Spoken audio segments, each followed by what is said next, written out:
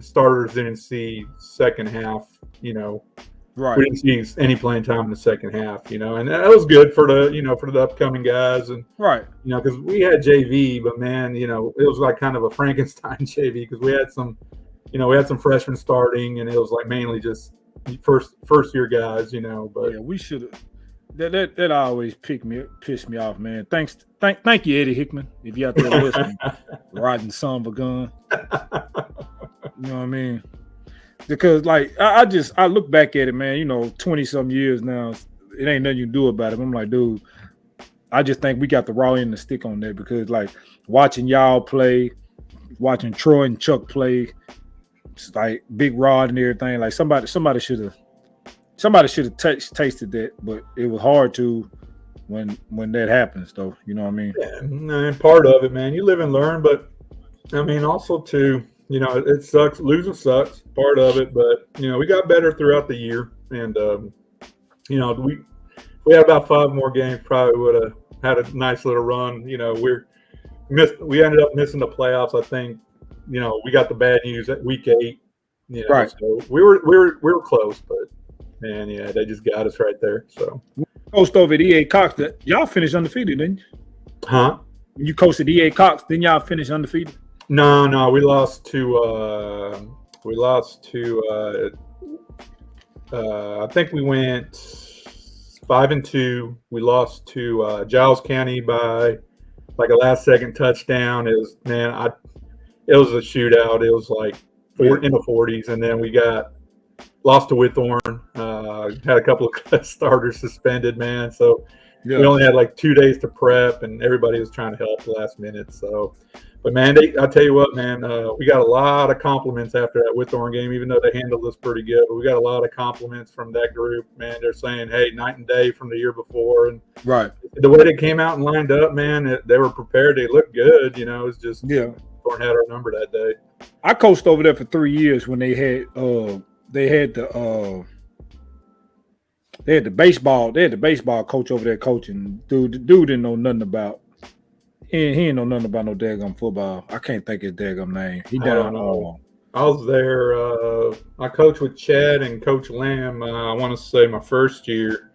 My brother was playing, so it kind of got me involved. And I want to say that was maybe 05 and then 06.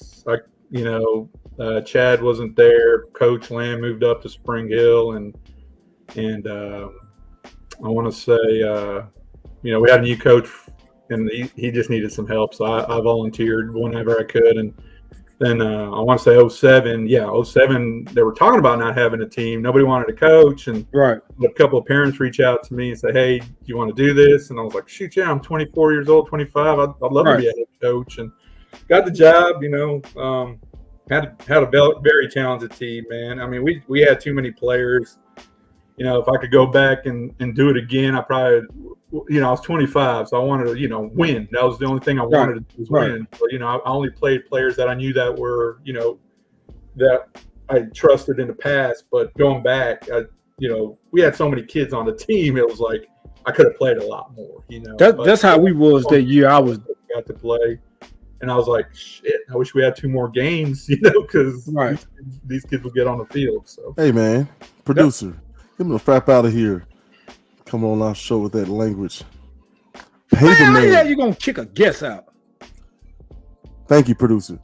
We will watch our language or else. You understand me? Oh, sorry. I forget. Dean doesn't know how to use this frapping technology.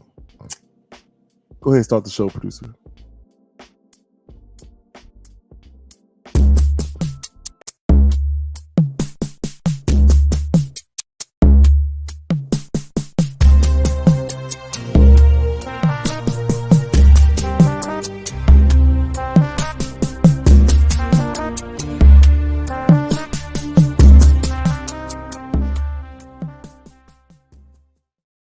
Hey, welcome back to Let's Talk with Gales and Dean. I'm your boy Gales, and to my left, as usual, is... Before I introduce myself, he said, watch my language. Guess what? Kiss my ass. It's your boy, Oh, Fader Man, producer.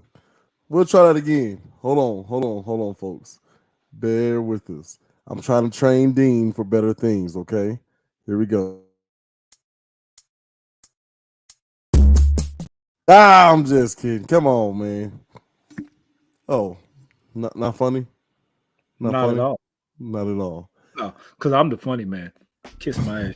It's your boy, the insane Mr. Dean. Here with my rude ass co-host and brother, Peter, man. How you doing over there? Pretty good. How about yourself, man? I don't know. I'm doing all right, Kwame. I'm still mad at you for that. Hey, man, that's somehow... you cannot be, bro. We pulled up the picture and it was spot on. I love you, man, but first of all, my face is fuller.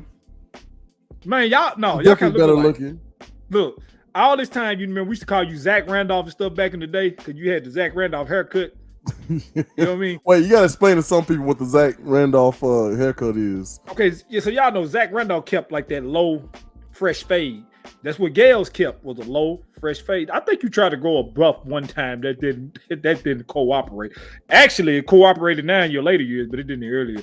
Anyway, so Gales had he had the low Zach Randolph, and he kind of had a fadeaway jump shot, except he was right-handed like Zach Randolph, so we used to call him Zach. Not knowing the whole time as this man get older in life, and the more I look at Kwame, the more I look at Gales, y'all could go for brothers. Somebody need to check something down the line.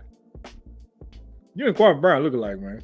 Listen, pull that picture up of Kwame and let the audience see, please. We'll get there, but we gotta do a sad thing first, Dean. What's that? No, I mean, you're fine. Kwame Brown, listen, if y'all want to see what I look like compared to Kwame Brown, watch our last episode. There's a post-credit scene. Okay? Go check that out. Anywho, off subject, but Coach, I'm assuming he means Coach Duggar, said he wants you to call him when you calm down, Sidney Williams. Will do. Tell him to call me. Man, Coach Duggar, dude. Call us. Where is Coach Duggar? Tell him to get his butt up and get on him. A short story about Duggar, right? And you probably remember this. He had Cox. I had a bad attitude. Yeah, terrible. So Duggar, he was getting on me, but hey, tell him call in the show, man. He had Applebee's. Tell him call in the show. Give him the link, Gail. Anyway, tell Duggar to listen to this story I'm about to tell him. So Duggar wait. I'll filibust. Wait. Right. We'll give Jamarcus time to do that. People in the background. Oh man, get out of here! I'm doing the show anyway. So I'm gonna filibust for you, Dean. Let's get a little bit serious, and then I'm sure you'll find a way to steer us back to the hilarity. Okay. This school shooting situation in Nashville, our hearts go out with them and everyone who is going through this senseless, ridiculous situation. We're going to bring Aaron Oskian on. Wait. Oskian. Dang it, I prepped it up, I feel like. Anyway, we're going to bring him on so he can, you got to have a guy with wisdom, with a certain degree of levity, right, to be able to do something like this. But I know we wanted to say something about it. Dean, your first thoughts. Yeah, man. When I found out about it, I was actually I was at work. It popped up on my Google feed. I'm like, what? And then everybody came to me because, me being from Tennessee, and I hear they like, man, you hear about this shooting in Nash? I said, I'm looking at it right now, man. And it instantly touched home. It don't touch home, but it just, if you have kids of that age, it do something to you. You know what I mean? Like, don't mess with kids. You don't go take a grown-up life for no reason, but damn sure don't include the kids. Kids ain't did nothing innocent. Go to school that day to go have fun, play with their friends, and then boom, you don't make it home. My hearts go out to the parents that are the ones that lost, because there's just some, I don't know how I would handle that news. I can't speak for anybody else. I don't want to be like I know what they're going through, because you don't never know when somebody going through death. So that's a phrase I don't use anymore. You just gotta give your heart and your thoughts and your prayers out to them, and hopefully they can come back from this. Nashville, we sending up a prayer for you tonight. All right. I don't know how to transition to something funny. Everybody, quick! Look at Dean's shirt. Go. Good vibes, baby. Good vibes. All right. All right. As we welcome to the show. Good vibes. Hey, say your last name, bro. Good vibes.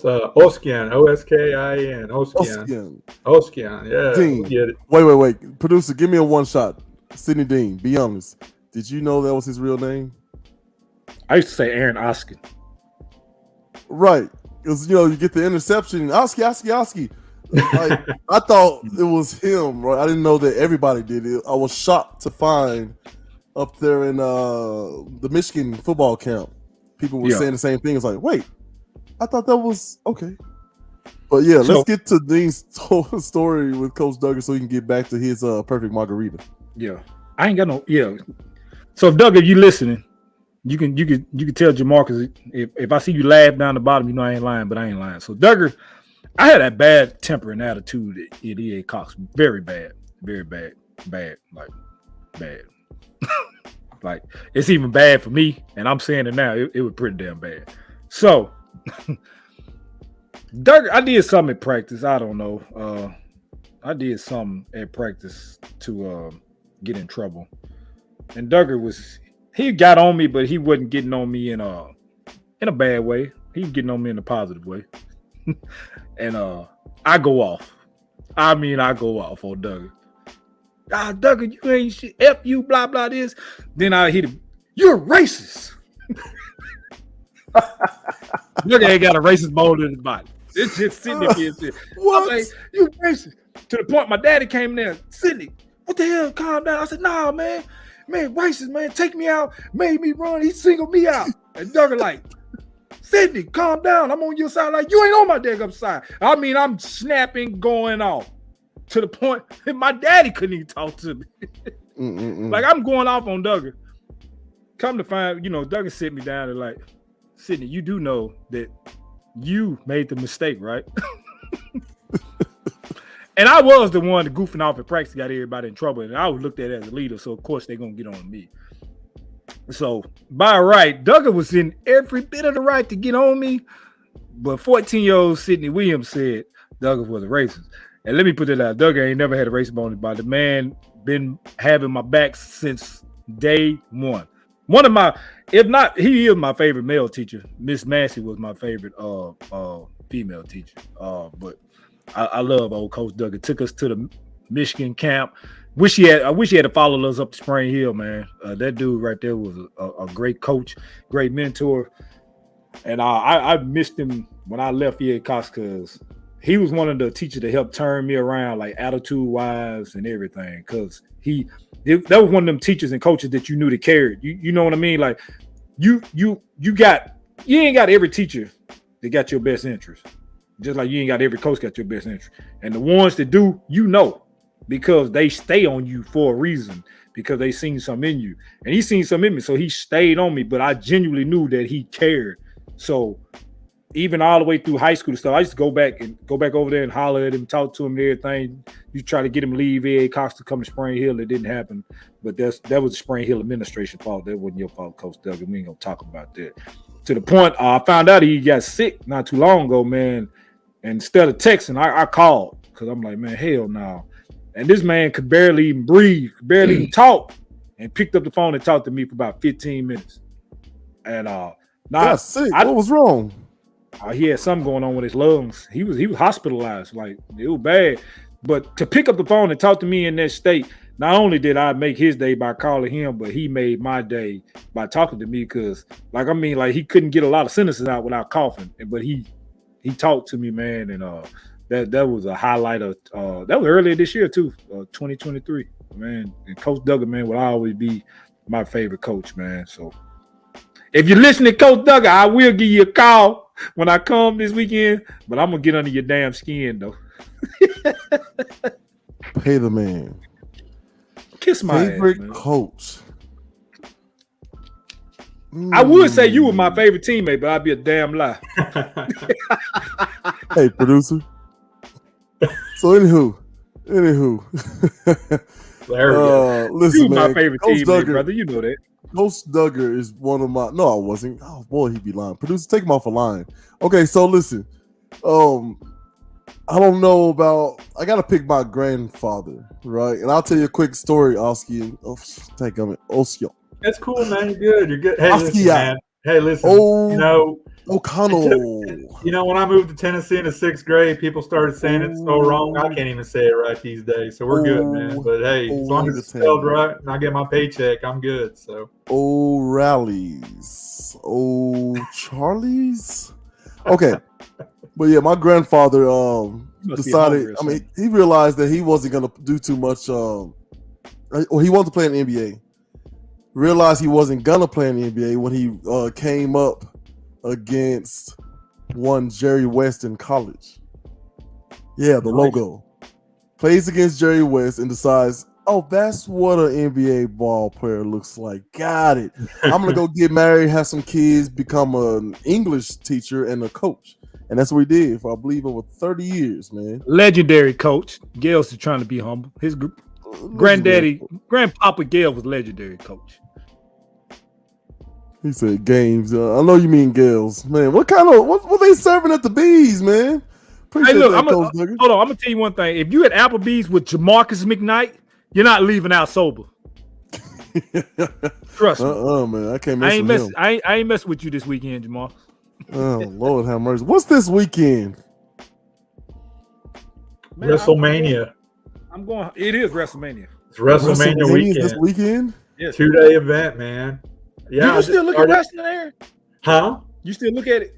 Man, I'll tell you what, I kind of got away from it for a while, but man, here lately in the last couple of months, man, with Vince McMahon retiring, I kind of got fired up. My kids like it, my younger two at least. They always want me to power bomb them every now and then, but right. But I mean, man, I'm kind of into it. I'm kind of looking at what's going to happen. So yeah, I'm excited.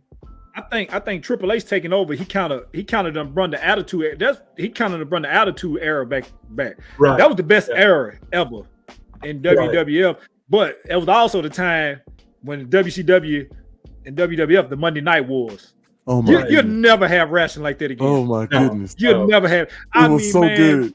Man, Razor Ramon. Yeah, I got our big surprise for you. NWO, Ric Flair, Lex Luger. Macho, man, I mean, you just name it, man. Goldberg, that's when he came.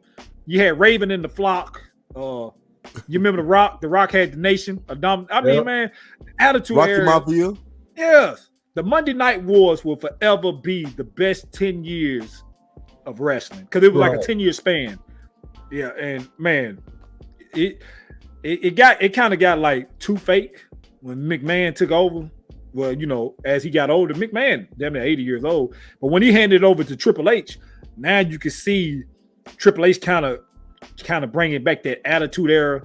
I know they can't do half of the stuff they did back then, safety wise, but it's a little better. It's a little less predictable. But of course, the internet and everything tell you what's going to happen before. Right. So you didn't have internet back then, so you didn't know what was going to happen. Oh, right. Now, basically, you can go to a source and you find out what's gonna happen. That kind of messed it up, but it's a little better. I've been watching the AWF too. Don't sleep on that one. Pretty good. Right. Yeah, man. I mean, like I said, it's kind of rejuvenated here lately. I mean, I'm not a fan like I was when I was 7 years old. I don't cry, when the earthquake killed Jake the Snake, and then 20 years later you find out it was really hamburger meat and all that. But I follow it. It's fun, and like I said, hopefully Triple H could get it going, man. Keep them, make it relevant again. I'm gonna ask both of y'all, and I'll do mine. I ask you first, Gil. Who was your favorite wrestler all time? That's a tough one, man. It is tough. Of all time? Yeah, all time. Because I was a huge Sting guy for a while. Then Bret Hart. Then I kind of like Shawn Michaels, but he started frapping with Bret, and then I couldn't do it. Oh man, I don't know. Like my favorite wrestler to watch was Rey Mysterio Jr. and like the Ultimate Dragon, right? Okay. Favorite wrestler of all time? I'm gonna have to go with Bret the Hitman Hart, man, the tactician. Yeah, that was hard. That's hard. That ain't a bad one. Who is yours, Aaron? Man, I'm a big Hacksaw Jim Duggan fan, man. You know, when you run around with that 2x4 and just hit people left and right. I mean, man, USA! yeah, exactly, man. Yeah. And, Warrior, man, back in the day when, the most craziest moment, especially when he ran into the ring and he tore the Iraqi flag in front of everybody and the crowd goes crazy, stuff like that. But, yeah, man, today, man, I mean, Roman Reigns, my son roots for him. He's only 6, so I'm gonna cheer on with him as well. So, little girl likes him too, so she calls him Macho Man. So I see what Jamarcus said. Jamarcus said Scott Hall and Booker T, and that, man, you can't go wrong with neither one of them. Yeah, man, mine. Since y'all had like a couple, I had a couple. My favorite all time, man, will forever be the Undertaker. It's something about when he came out. You had to be there live. I actually been live when Undertaker. I've never been live. He came to Nashville, man. Hey, let's talk event. We're gonna try to make the next WrestleMania. Was it next year? Yeah. Let's go. It's something about, like, he came to Nashville, and this dude came. I've seen him twice. I seen him when he was the Dead Man. I seen him when he was the American Badass. American Badass, not so much when he came out on the Harley. It was still cool. But when the lights go out and you hear that dong, dude, to be there in person, see it, it's a whole different experience, man. So Undertaker was my favorite. Kane, brother or not brother, like that whole storyline. My second favorite is a tie. Second favorite is a tie. It's Booker T and Stone Cold. Because Stone Cold just that something was just a different breed, man. He just the birds, the beer, and all that. And then Booker T was when he got down there, did all that, man. And that was like my favorite too. Secondly, the one now that I'm a big fan of is Bray Wyatt, because he kind of got that Undertaker feel. He kind of got the Undertaker mixed with Mankind feel. I like that. I can see it. Yeah, I like that. So that's the one. But yeah, man. And the most arrogant wrestler I think of all time would got to be Ric Flair. Woo! Got to be. But it made it fun though. It really did. Ric Flair put on a show. And to this day, like, if that man got in the ring right now, he's gonna put on the show. But yeah, them mine right there, man. See, we need the Bearded Barbell podcast to come back on, man, because we never really got to really flesh out that conversation about wrestling.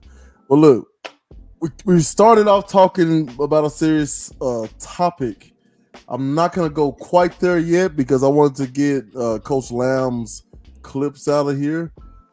We had Coach Lamb and I spoke early this morning because he was going to be too busy to show up live because they're in season and he's got a lot going on. But I wanted him to talk a little bit. Some people take it as a look at me thing when somebody. There we go.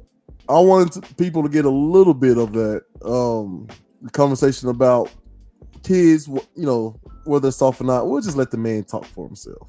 Some people take it as a look at me thing when somebody bat flips after a home run or somebody, yells after a strikeout or a great catch is made in football and, everybody's wanting to say, yeah. I think there's a fine line between letting the kids and the players be passionate while also regulating some respectability of the sport, of the integrity of the game. And I think to each his own to how much you want to allow or not allow. But we're in a world now where they want instant, I don't want to say gratification, but I guess I'll say it. They want to be able to get on their phones, press a button, and find the information they want to see. Yes. So we have to watch how we handle them. Like, success isn't that way. Success is not an app on your phone that you can just access and boom, there you have it. It's a slow process sometimes. And sometimes these kids, they don't realize that. So the leaders that we have today, they understand that it is a process and they are the ones that has to make sure everybody else sticks to that process. The high school athlete as a whole has evolved some, but you still have things that you have to regulate and you have to discipline. So I think if you don't evolve and your coaching philosophy doesn't evolve, you are not going to be in this business very long. So that's one of the things we talked about before. We had the question, are kids soft? What we ended up doing was better defining what soft meant, and it was lack of discipline, lack of focus, and things like that. So we try to change the terminology and change the narrative that kids are soft. I think the adults involved in any way, shape, or form, they just have more to compete with. And my whole thing is I never shied away from competition. I love it. I'm a competition junkie. My kids and I race to see who can get dressed the fastest, brush your teeth the fastest, right? And get buckled up in the car the fastest. Like, everything for us is competition. I've created a couple of little monsters in the wake of all that, but it's part of it. What I challenge parents of student athletes and teachers and coaches to do is to say, these kids they lack discipline, enthusiasm, and focus. Okay, so what? Find a way to get these kids in line, like every coach and parent and teacher that's done since the beginning of coaching, parent, and teaching. And I think that's something that's really important. So what are some of the obstacles that you've had to deal with in your 17-year tenure at Spring Hill that you've overcome? You have to, number one, you have to read your team. If you try to do, and that's one thing that I've gotten better at as a coach over the years, is while something may have worked with a team 5 years ago, it may not work for the team this year. And if you continue to try to do the same thing over and over, sure, there are things we do in our program that we have done that I've implemented since day one. Especially a lot of our core values, how we're going to act, how we're going to dress, how our appearance is going to be on the field. We still make sure that our hair is nice and neat and trimmed and we're clean shaven during the season. And that may be an old way of doing things, but I figure it's worked for the New York Yankees since the beginning of MLB. So we do it too.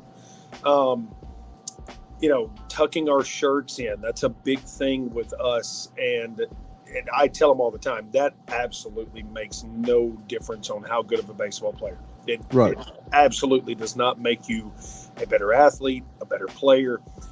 But if you know that is something that is asked of you that you've got to do every single day, you are making yourself disciplined. I don't go to their houses to check, but I tell them every day when you get up, you should make your bed. That's one of our things. There was a military officer, I don't remember off the top of my head, we watched it when he first did it, but he gave a commencement speech at a college graduation. And he said, if you don't do one thing right the entire day, when you get up, make your bed, you've done one thing right. You were disciplined enough to do that one thing. And if you can start your day doing one disciplined thing, you've already got the day started off on a good foot. Man, a lot of kids these days couldn't play for him.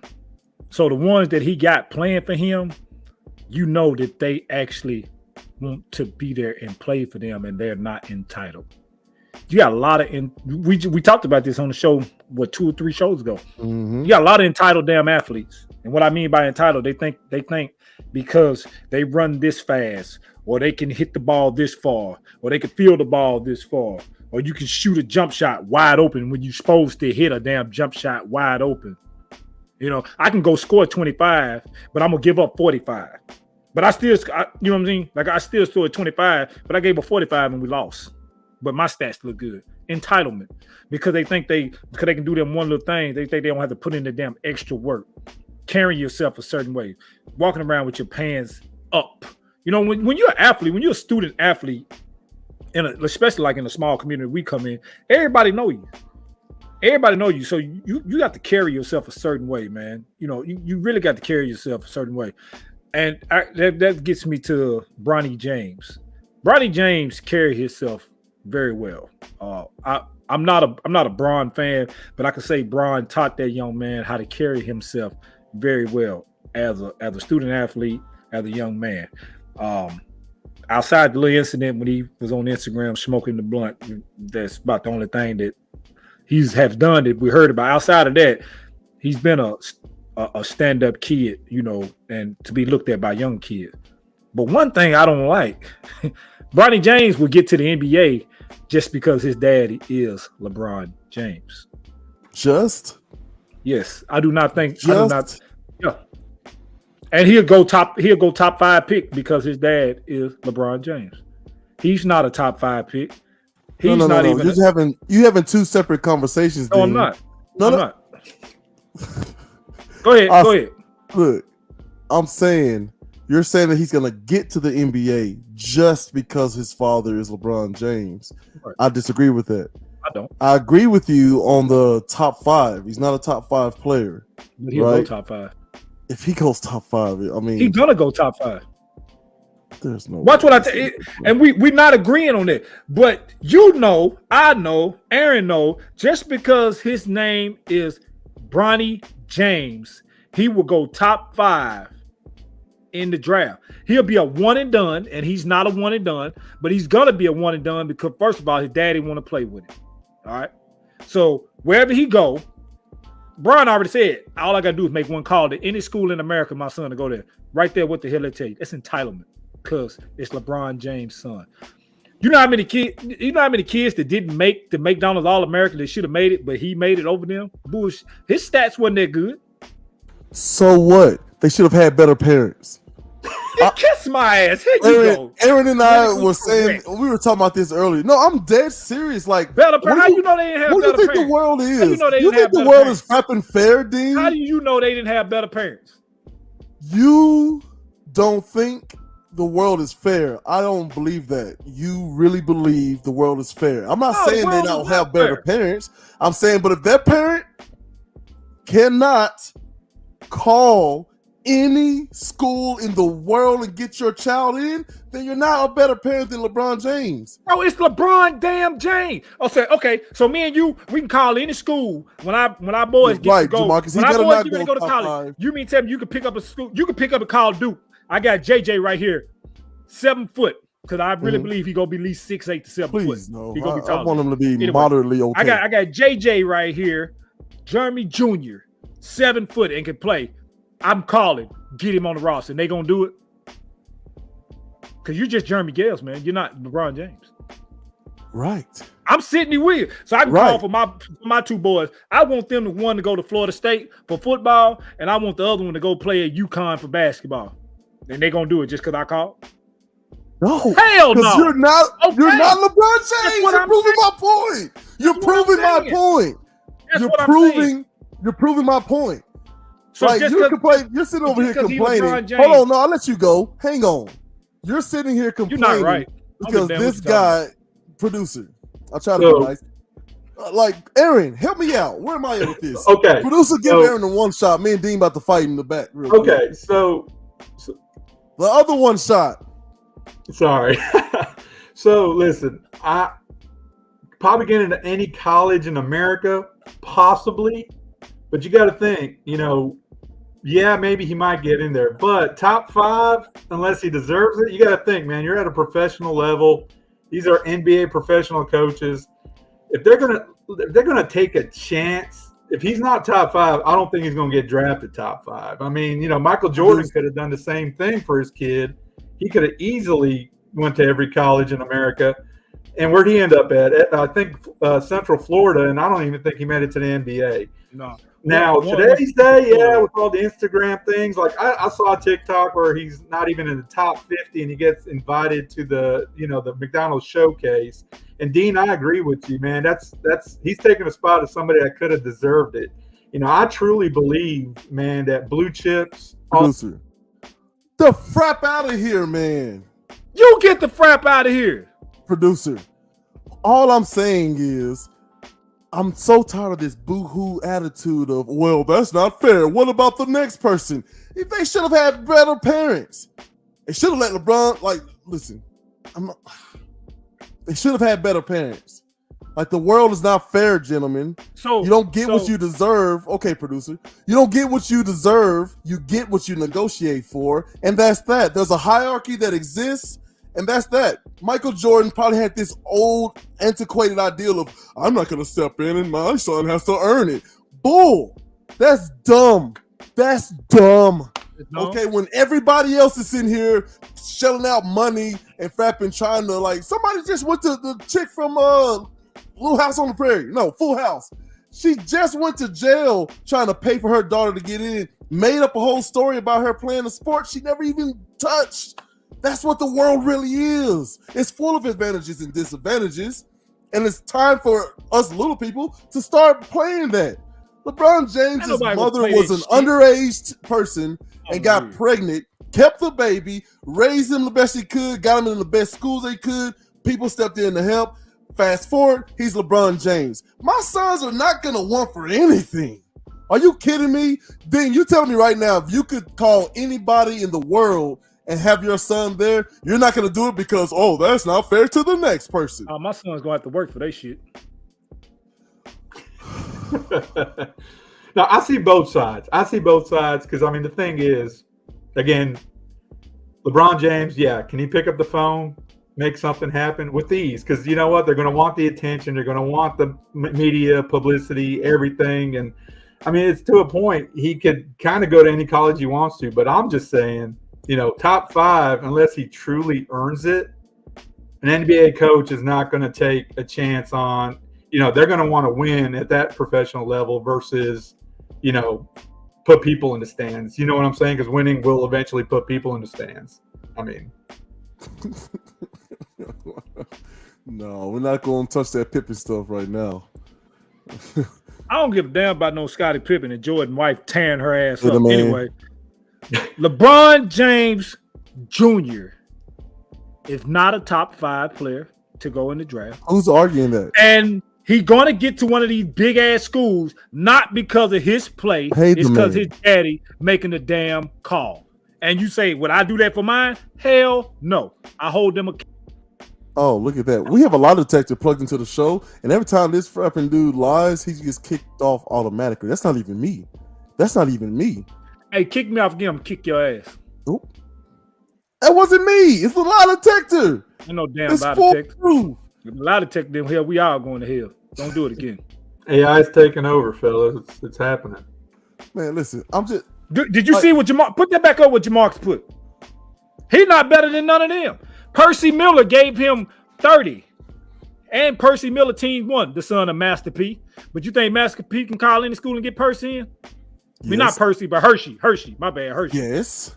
No, but Master P not going to do it. Percy went to Tennessee State. You don't think Master P not going to do that? You don't think he could and would give his children... Like, that's like saying, man, you got all that money. That ain't fair. What about the other people who don't have money? Master P's is a billionaire. Hey, give away half of your fortune right now, Master P. Because Dean cares. Every one of his kids had to work to get where they at. I'm not saying they don't. And I'm not saying that Bronny is a top 5 player. All I'm saying is you can't be mad if he takes advantage of his father being arguably one of the greatest players of all time. Oh, my God. He just can't. It would be somebody like you that agree with this bullshit. Pay the man. Like what is your gripe with the James family, man? You probably don't like that gum Savannah shoes or the other one's glasses. Like, why you got such a beef? Because I don't black family. Son ain't that damn good, and other players getting looked over for his damn son. Bullshit. So what? Get a better agent under the cover. Get a better agent under the cover. I'm serious. It's not about listen. There was some really good talent in Columbia, Tennessee, right? Mm. You understand that the coaching staff wasn't really up to the challenge of really promoting us as players. You understand that, right? To the point that some really good players cut together their own film and sent it out.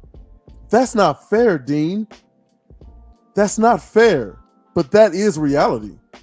Now, get this. Someone like me who just happens to be huge and can move a little bit, right, I stick out like a sore thumb. But I didn't have a VCR, let alone 2, to dadgum make my own film. So I can look at someone like a Coach Donnie Chambers and say, well, that's not fair. How come he gets to use a double VCR to make his own team to give him an advantage? That's not fair. But it's not about fair. It's about what you frapping negotiate out of life, period. Period. All three of us have dealt with some shape or form of some kind of unfairness. I know, Dean, you were better than somebody else who got a job or position that you should have had, rightfully. True or false? I'm better than a lot of people, baby. Aaron, have you ever in life had a situation where you got passed over or overlooked and it wasn't fair? Well, it just depends on what stage of your life, you look at that. No. From the time that you were born till now. Oh, yeah. I mean, there's several opportunities where, I'm like, well, that kid got a scholarship. How did I not get it? I had better stats. I'm bigger, physically and stronger, But, it's just to the point, I get in some of these conversations all the time. Do I truly believe if you are talented enough, there's athletes in Columbia, Tennessee, for example, if they are talented enough, they will be seen this day and age with huddle and everything going on. But the days we grew up, we didn't have huddle. So we had to go by the VHS tape, football camps. It's like, I remember having conversations with some college teammates and they were like, hey, man, yeah, I should have been a D1, blah, blah, blah. Well, how many football camps did you go to? 2.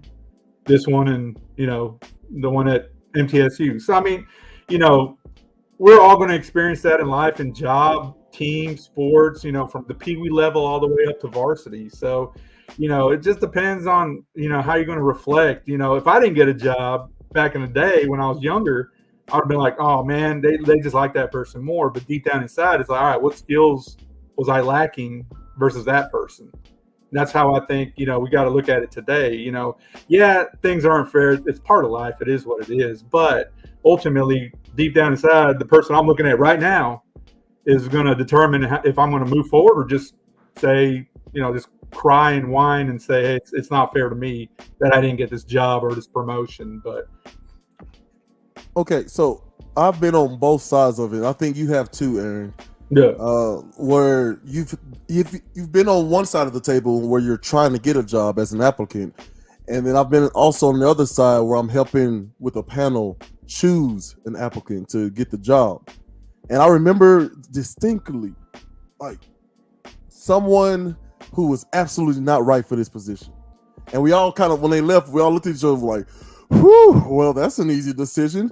But somehow that person was hired. And I was trying to figure out, wait, how did y'all vote? Well, I don't know. What happened there?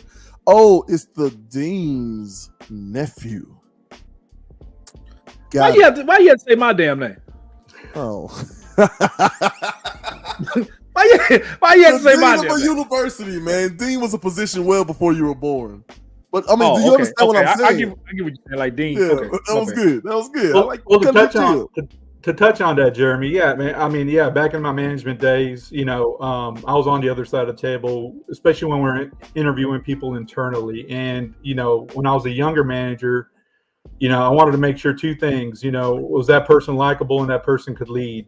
That's the way, when I'm hiring another manager to come up. But, there's been times where, hey, this is my only candidate. I like the guy enough or the gal enough, and I'd hire them. And guess what? I just set them up for failure because they weren't the right person. They just wasn't qualified. But now these days, you got with LinkedIn, you can see their history and all that. Thank God I ain't got to do any more hiring anymore because this day and age is hiring frenzy is terrible. Right. But no, ultimately, man, yeah. Have I made this hiring people decision based if I like them or not? Yes. Have they failed me, or failed themselves? Of course, because they just weren't prepared and they weren't ready. But, I've seen some great people get overpassed for positions too, and they find a way to strive and, they get the job on the next opening. So, hey, Gales, I was thinking about something, man. You took me off that damn screen. I'm very irritated. So next time I see you, I'm gonna slap your ass light skin. Pay the man. Dadgummit. Oh, it's funny, huh, Aaron? Okay, there you go. Dadgummit. We'll just take this moment. Listen, I'm a little stressed out, okay? And just like I'm stressed out right now with these gentlemen who don't know how to turn on their listening ears, maybe you at home in the New Mexico area is stressed out too. You got your loved one there who's dealing with dementia, Alzheimer's in the Albuquerque area. There's a place for you. Mayberry LLC. Go check them out. Here's the commercial. I love her so much, but I need time alone to catch up on things. The nursing home is not an option for me. I just can't leave her. If you've been struggling to take care of a loved one, Mayberry Senior Services can help. Our day program is a cost-effective alternative to assisted living or in-home care. We provide engaging activities and assistance with trained staff who are dedicated to improving quality of life. Join our Mayberry family. Call to schedule a tour today. Listen, look, I'm trying to listen to Slap Gale's light skin. Yeah, that's what he said. Dean racist, man. I don't know if y'all know this. I don't know. Are you kidding me? I feel like Dean racist, man. You pull it what I pulled on Doug on me now? Yeah, I did that specifically for Duggar. Oh, Uncle Ruckus, that gummit 30 years ago looking self. Like, yeah. I ain't gonna lie, man. Duggar gave me buckets in the alumni game back in the Teacher versus Falcons game. I ain't even gonna lie, man. Pissed me off. Man. That summer gun don't stop. He didn't stop moving. He had a nice little hey, Jamal. Don't tell me about that shit, man. Hey. Yeah, boy. Hey, Duggar had a nice little mid-range game, man. He tore me up in that game, man. I ain't even gonna lie. You remember that, Gales? I remember Mr. Tom Miller tearing. Oh man, you couldn't leave him. Oh my goodness. Mr. Miller could shoot from anywhere. Tom Miller was the ultimate athlete. Anywhere. I mean, if there was somebody that could hide that as good as he did, my gosh. If you guys ever seen that man play badminton, he schooled everybody. Man, he schooled everybody, even dodgeball, man. He was he was throwing dingers all over and giving kids black eye back in the day when it was legal, man. That guy was an ultimate athlete back in the day for his age. For sure. He took over for the baseball team my 8th grade year. He was the head coach. He had Chris Street. We had one more other person. Like everybody, we actually had a good baseball team. This dude at batting practice throwing like 92. Mr. Miller, I mean, and straight strike. Like at the 8th grade, it kind of, it throw you for a shot because you finna get up here and teach batting practice, go let us hit. No, he threw game speed for us to get used to hitting that type balls because I think we were playing against teams like BGA and Grassland. If you know them teams, they always good in baseball back then. Tom Miller was humming that ball about 90 to 92 miles an hour, and I mean they was darts. Like you said, Aaron, it wasn't nothing that he couldn't do. But if you looked at him, you were like, ain't no way in the hell. And he would go out there. I think he out of 100 3-pointers, he'll probably hit 90. You know what I mean? Like, man. Like I don't understand anybody that gifted in that many sports could stand at one end of the basketball court, throw a football so perfect. Like I'll never forget that sound, that popping the net, nothing but net. Don't even hint at touching the rim. Like it just don't make any sense how someone's that good. But you're still wrong about the Bronny stuff.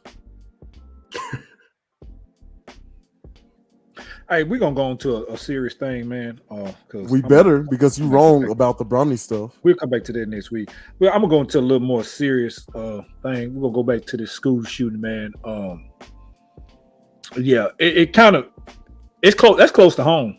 Us being from Spring Hill, Nashville, 35 miles up the road, 40. Yeah. You're muted there, buddy. My bad. You got to think, man. These kids wake up anywhere from age 6 to 6th grade, thinking you're gonna go to school and just learn a little bit and play with your friends and go back home to see your parents. And unfortunately, some of them didn't get to do that today. My thing is, what was that woman thinking? What went through her head last night and then in the ride over this morning to be that sick in the head to go in there and take innocent lives? Like that's the part I can never get. What the hell goes through these people's minds, man?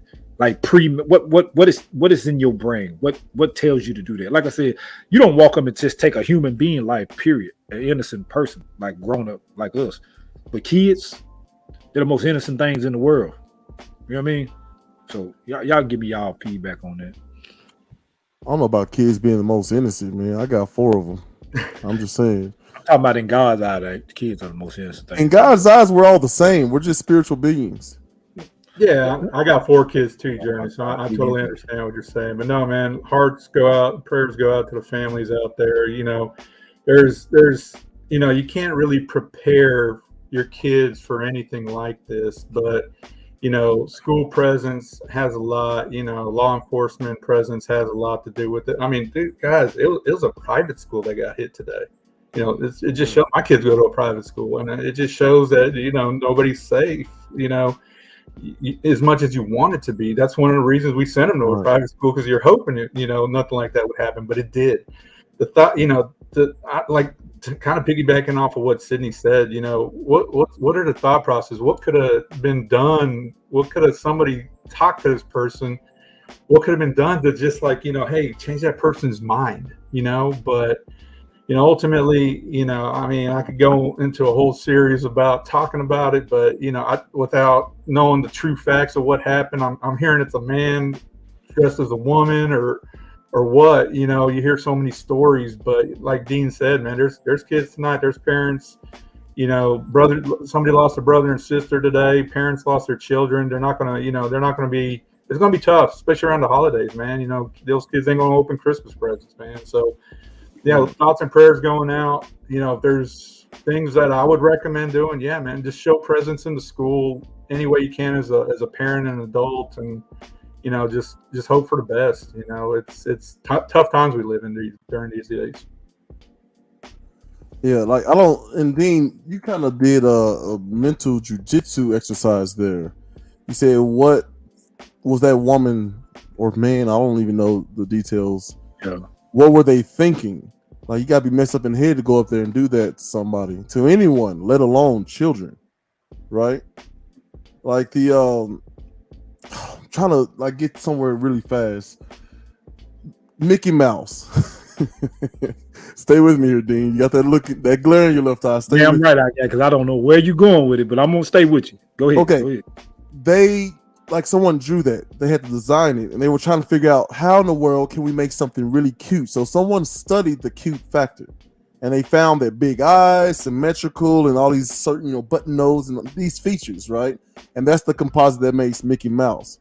So I guarantee you, if you run into a 6-foot mouse, you're not gonna think, "Oh, Mickey," right? But the idea that children are literally bioengineered to look cute, so you take care of them. That's their only recourse, right? Even in the wild, it's better for me to just abandon my baby and move on somewhere, because I can spend less energy watching them. I can move faster. I can feed myself, all these things. But even in the wild, you see these wild animals taking care of their children. And what scientists have found is that babies have a cute factor, right? So that tells you how far someone was gone. As far as what you can do, Aaron, that's supposed to be the last safe place, they say. But for me, I mean, I would say church for me would have been the safe place. But I mean, we had bombings before, we've had shootings, and there's nowhere that's safe. So we have to put pressure on the people in charge to start really fixing the true problem, which is the human condition, the human problem. Let me ask y'all a question on this. Do you think they're going to pass a law to let teachers carry guns now in school? I hope not. I mean, I don't know. I hope not. I know it's Aaron, what do you think about that? Ultimately, you got to have some trained professionals, on site. I truly hope, if they don't let teachers carry guns, I truly hope they have trained. I know some places have SRO officers, some 7A schools might have, depending on staff, might have 2 or 3. But ultimately, I mean, if, to keep my kids safe, yeah, I mean, I would say, yeah, let all teachers go through some sort of weapon training just to protect themselves. But if anything, do preventive maintenance. I mean, how did this person get in the building? was somebody just kind of, going through the normal day of nothing's going to happen, because we don't know what's going to happen to us till it actually does. So, this person definitely planned it from what I've read so far. They had their own escape route. They didn't get far. They got killed in the middle of it. But, as far as, teachers, I truly feel, some of them do need to carry. Maybe not all of them. Maybe the ones that feel comfortable with it and are 100% trained. Keep them away from kids, and I don't see a problem with it. But, in the long run, I can see where it causes a lot of concerns for parents too. So right.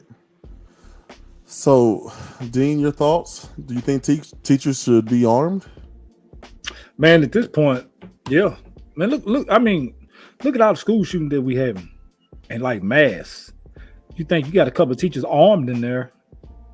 I ain't gonna say it wouldn't stop them from doing it, because if you got some psychopath or they already got their mind made up, they still gonna try to do it.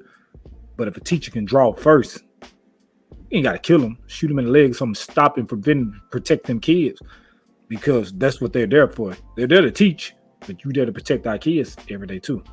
Now, how can they do that without a firearm on them? You gotta get the security better, because from what I'm hearing, the lady to do whatever it is got through the side door. All these schools, every door is supposed to be locked. You're supposed to press a button to get in schools. Right, the buzzer system. Right. So how did they get in? It kind of made me think like somebody, conspiracy Dean, like somebody else was in the school, let them in. That's just me thinking, because how else do you get in? The same with the shooting in Texas. That kid that teenager got in through the side door and did all that shooting. All them doors supposed to be locked. Bro, I had a teacher in high school, I'm not going to say his name, that literally told us out loud, if y'all don't wake me up, I'll give you an A for the day. People are people. I know who you're talking about. I know, both of you better know who I'm talking about. I'm not going to blast him over here, I think he's still in the school system. But I'm just saying, like, people are people. Especially if it was a lady. Like, I mean, you have no idea. How many times do women just get to spaces that they're not supposed to? Like, there's a comedian that has a joke about, a guy with the leaf blower can get just about anywhere because people just instinctively move out the way. Maybe I'm coming in. Maybe I got buzzed in, Dean, to go see my child, and I saw the lady coming. What are you going to do in the South if that happens? You're going to open the door for him. You're going to hold the door. Oh, after you, ma'am, because I'm Southern and, Southern hospitality. So I don't know if I would go, like, what is it, Arkham's Razor or something like that? Usually the simplest thing is the truest thing, something like that. But like, so let me, I know, like, I don't know what the weather was like down there today. But say it's June or July. Well, not June or July. Mm-hmm. Well, yeah, because some schools go to June or late May. And you see somebody trying to walk into school with a full damn jacket on. That draws suspicions right there. You know what I mean? Ooh. But I don't know about today, because now we're going through that type of weather. It might be 75 one day and it might be 55 the next, or 45, so you can't really say that for like this time of year. But I'm speaking like in the terms of May and June. Well, they had a coat on? I don't know. I'm just saying, like, well, let's save that until we do some more reading and research. This is pretty new. So look, Lee Sparkman saying, I believe she shot through the glass security door. So like, even if you want to say, people, let's get teachers guns. Well, let's look at some stats for, I guess, professionals, right? The police. Like, maybe I can't even think, not even 20 police officers got killed, right, at the hands of a gunman. But there's, I think, a few thousand that were wrongfully killed, right? And maybe they didn't have so many deaths because they were able to kill them. But even they talk about, like, I was when I had to do gun training, when I was up to be a CO in Granson, New Mexico, we had a drill sergeant and a police officer who did our training. And some of the things they were telling us to do, like, it was just daggum near impossible, right? It felt like it took a considerable amount of training to be able to do some of the drills, right, and hit your target. And you're not even adding in the I'm panicked because I'm in trouble factor. Right, I mean, some people can shoot a free throw all day in the gym, but they're gonna put 15, people in the stands, and all of a sudden, the booty hole gets tight, and you make a mistake. So I'm very hesitant to just arming teachers, even with training. because most of these officers are saying like we should be doing X amount of hours every single year, right? Not one time, get your badge and all right, buddy, go ahead. Like No, I agree with you. Yeah, I agree with you. The training has to be repetitive, and and it goes for anybody that goes into gun training, man. Because you see some guys, it's like a jiu-jitsu guy, man. You walk up to him, you know what's going to happen. He's prepared. You know what I mean? So it's the same thing with gun training, man. You got to make sure that you're trained not to pull the trigger so quickly and to think rather than just aim and pull. You react, or you basically stop, think, and assess the situation. So right, man. So like there's a real people problem, and unfortunately, like science is predicting that we're going to get a little bit worse every generation until we press a button and destroy ourselves, or we just run out of I don't know, we run out of people, right? Kill ourselves off. I can agree with that, because if you look, like our generation was thrown off. Our generation was thrown off. And Aaron, you part of our generation. This new generation is very thrown off. So I see what you're saying about the science. Like if different generations it might get worse. And if we go back and look at the world as anywhere from 10 to 16-year-olds, now look at the world from 30 to 40-year-olds, it's totally just like half the shit you see, you be like, damn, for real? Hey, the man. Like I wouldn't think I would experience most of this shit in my lifetime, seeing it. It's stuff you see on movies. It really is. It's stuff you see on movies, but we really experiencing this stuff right now. You know what I mean? Like it was school shooting back then. Columbine. Columbine. Growing up, the most recent shooting I think I remember was in Richland back in the mid '90s. But it's getting closer to home now. Right. You always see it on news and stuff, but like now it's getting closer to home. I'm like, damn, man. It definitely. That's a real psychological. That's a real psychological thing. Like you don't really worry about things until they're in your backyard. Correct. Right. But here's the thing: when science and religion agree on something, because the Bible tells us wiser and weaker, right? And the world's gonna end. And I mean, think about it. Even in Norse mythology, right? Ragnarok, all these different things. They all say the same stuff. The world's gonna end eventually, right? So what do you do with that, armed with that knowledge? Oh man, and a pin could be heard if it was dropped right now. You got to answer that, because go ahead. I mean, you keep leaning towards. I think you keep leaning towards discipline, and like Coach Lamb was talking about in those clips. By the way, the full interview will be out sometime tomorrow. Look, I'm sleepy. Okay, I'm sorry, but like what he talks about, like doing all of these that seemingly very small things ritualistically, and kind of proving to yourself, one, that you can do it, right, and two, that if it makes you wonder, if I can do this, what else can I do? Something as small as keeping yourself well groomed, shower, right, clean your room, fix your bed. Right, all these things are systemic, and that's something that we need to work on, despite if the people want to do it or not. And I think that's what we've gotten away from. We're trying to create this bubble around everybody, right, that cannot be created. That gummy Dean, if I trip the wrong way and hit my head on the pavement the wrong way, I'm gone. I don't know. The pavement can't live in fear. Big ass water jug head. Maybe I cracked the pavement, but I think the pavement is undefeated. But look, we'll have to. Yeah, we'll talk some more about this. We'll give Aaron. We'll let you have your last word before we let you get out of here. We definitely appreciate. Oh yeah, no, I was gonna say Paul had a great point, man. I mean, he said at one point, I think in his conversation, where he had to like basically revamp some of his coaching. I was over the weekend. I got to work out with a strength coach that's been doing it for over 46 years. And he said, Aaron, I basically had to get recertified. Just to coach today's modern athlete. But it's right. I'm a football official on Friday nights, and you see it all the time. You got people that don't have their knee pads in before games, and they're just they're just an undisciplined team. And then you see the other team on the other side. They got their pads in. They got their uniforms are right. You ain't got coaches, complaining about picking up their pants and stuff like that. It's just an undisciplined. You got to, basically discipline these kids these days and build a culture within a team of, hey, the little things. It probably won't help you win games, but it'll help you later on in life to make sure that you constantly do consistently. So, yeah, man. Well, thanks for stopping by. Anything you want to promote before we get you out of here? Yeah. A couple of things. We didn't get to talk a lot about youth sports and all, but hey, it is what it is. But we talked about Bronny. Do I now?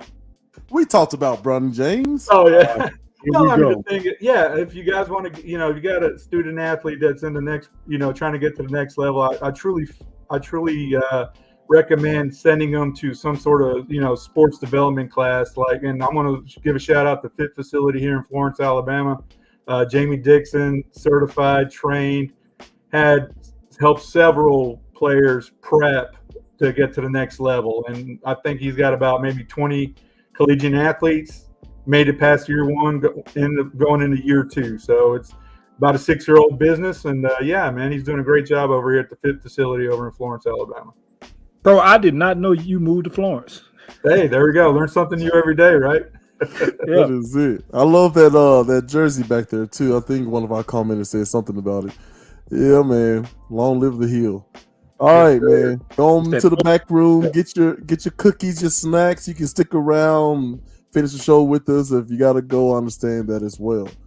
Mr. Dean, yes, sir. What the frap are we gonna do? You said I have to answer it. I think we're doing it. We're talking about it.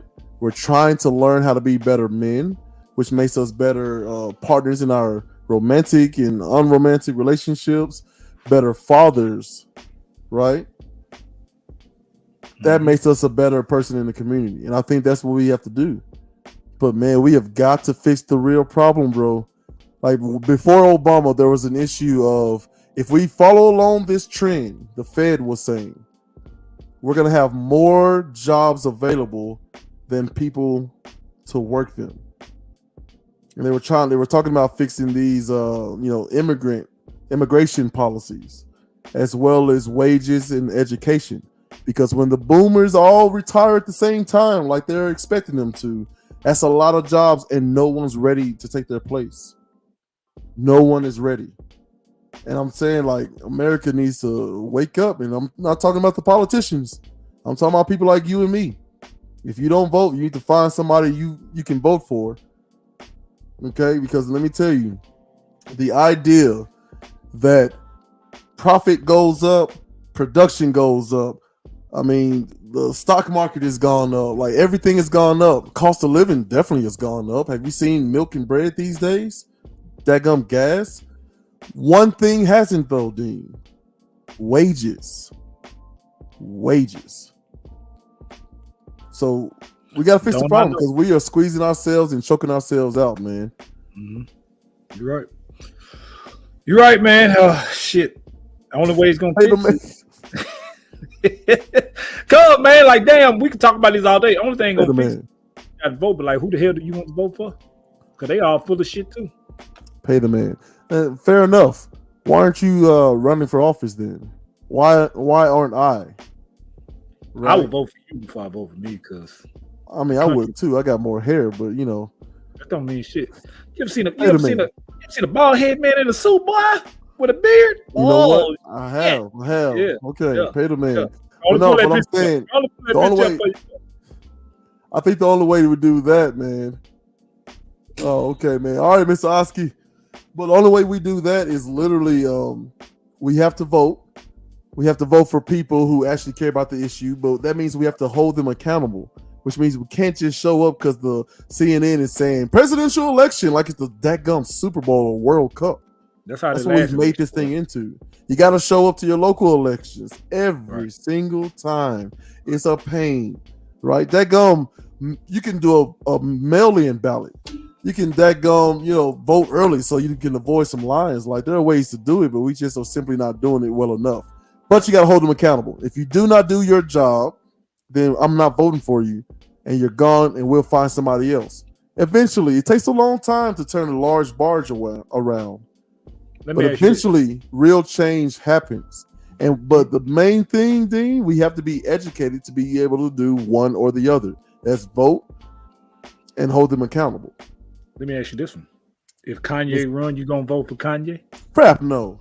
I didn't think you would. Oh my goodness. Would you? Can't be no worse than the rest of these idiots we done put in there.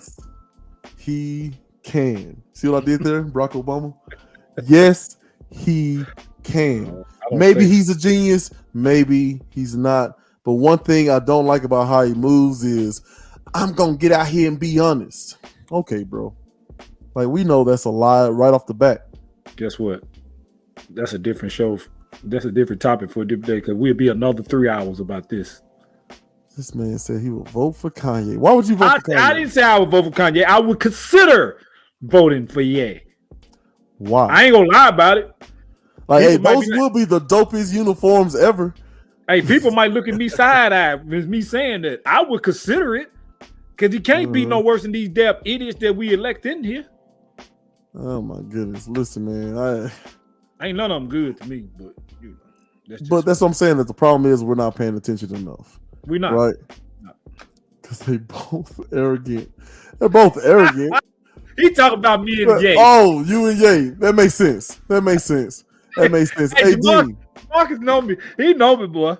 That's my boy right there. Hey, Dean, but he gonna be honest about it. You know, I'm gonna warn that's people. What you need, honesty. See how Jamarcus just came out and said that? Did I disagree with his ass? Hell no. Nah. We need people like that. We don't need no liars in there. We need honest. Whether it's gonna hurt somebody's feelings or not. That's what you need.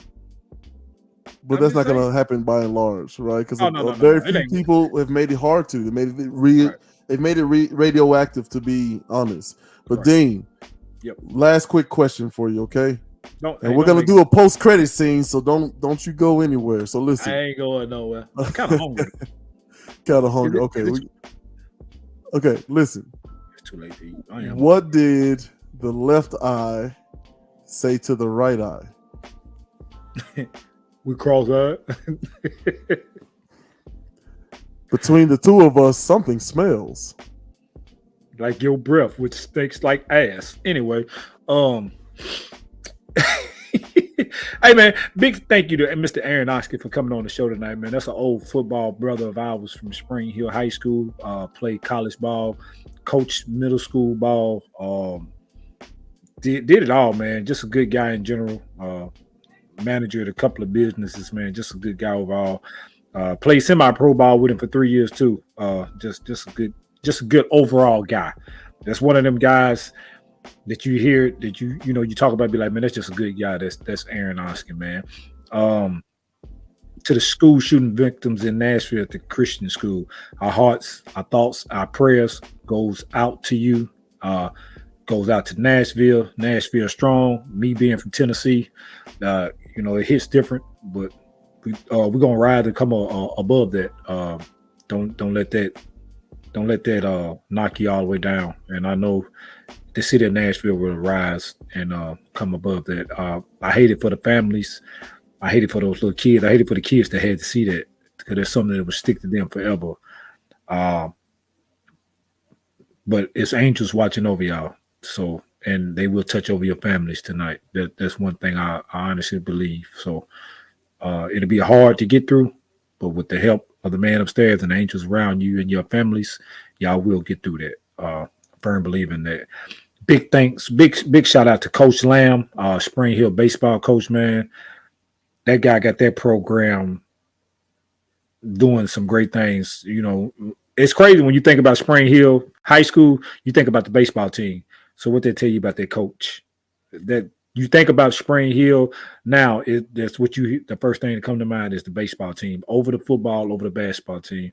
Coach Lamb is doing a remarkable job up there with them boys. I'm a little biased because he got one of my favorite players on there, my god nephew Jordan Zaydan, which I will think will be playing Major League Ball one day if he keep going the rate he's going.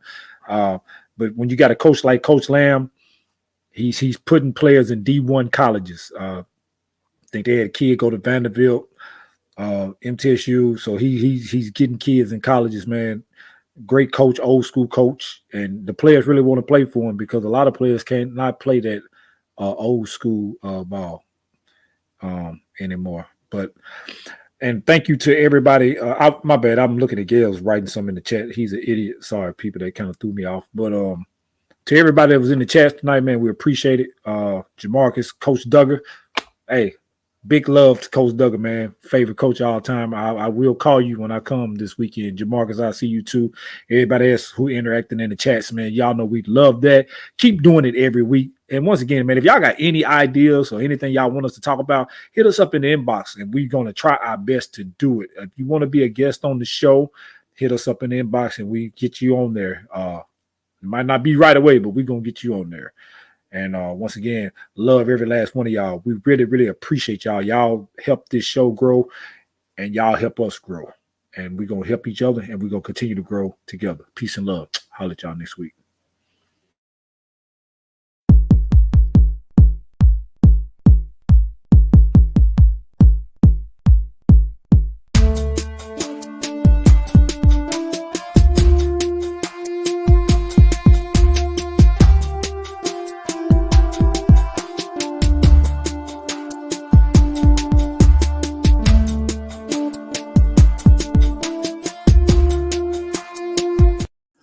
That's what I'm thinking too, man.